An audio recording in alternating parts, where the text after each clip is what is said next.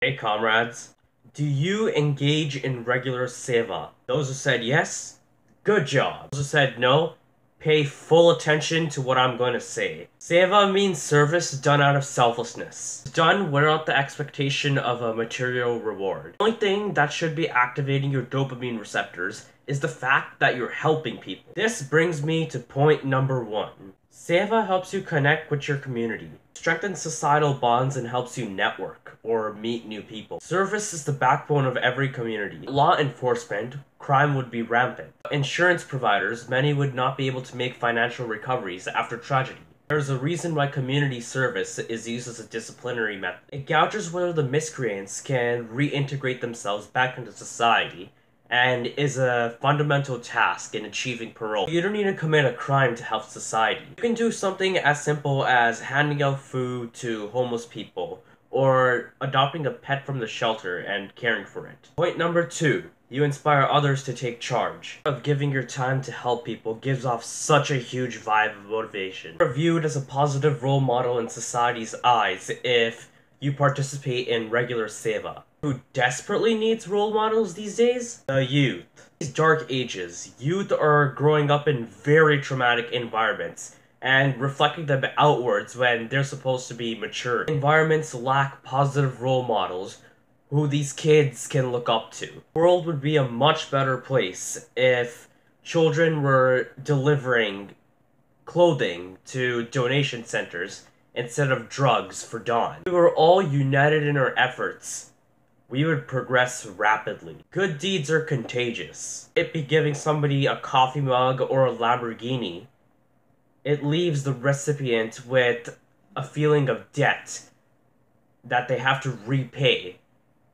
And how they will repay it is, well, they'll go do something nice for somebody else. This can start a chain reaction of good deeds. Mahatma Gandhi stated that there is enough for everybody's need, but not for everybody's greed, which brings me to the third point. Selflessness that comes out of Seva results in detachment from the material things. Those can find their way to the needy instead of the greedy, whose only purpose is to use them to flex on other people, not even using them at all or using them improperly. This bratty, spoiled teen gets a Tesla. He starts pumping it in front of everybody, riding it around, like, ha ha ha ha ha. Look at my car, this is what you call a car. You all just have metal cages on wheels. Ha ha ha. This is premium stuff. You guys are jealous. You won't ever get it. And behold, this fool leaves his car parked right in front of a fire hydrant, and the next thing you know, the city impounds his car. No more car for you. The ultimate sad thing about material pleasures. Sooner or later, they will leave you. They are never permanent and never will be permanent. Which is why Seva is such a big eye-opener, because it debunks these fake sources of happiness like money and fame. Found under the ice-covered lake are the real sources of happiness. Everlasting. And to think about it, your house, your car, any other bling that you've accumulated, they don't follow you to the afterlife. They're left behind in this world. All investments made in these commodities and reinvest them in the real stuff. Before this video ends, you can do some Seva before the curtains close. A month ago, YouTube did a mass audit on its system where it cleared out fake accounts, and this led to subscriber drops